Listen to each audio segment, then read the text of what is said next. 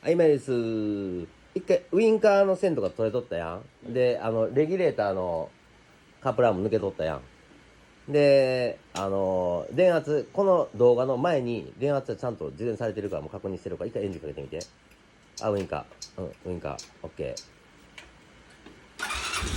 ー。で、これ、エンジンかかるけど、これ、つきっぱなしになってるでしょ。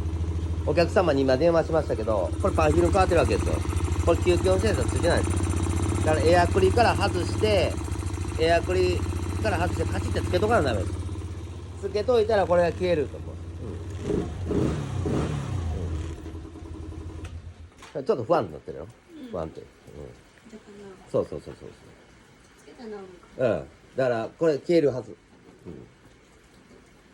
だこれつける際は皆さんね、これね、エアクリのとこから外して、これはちゃんとつけとかなダメですよ。これは剥き出しちゃったらエラーチェックランプ出るんで。はい、だからです。えい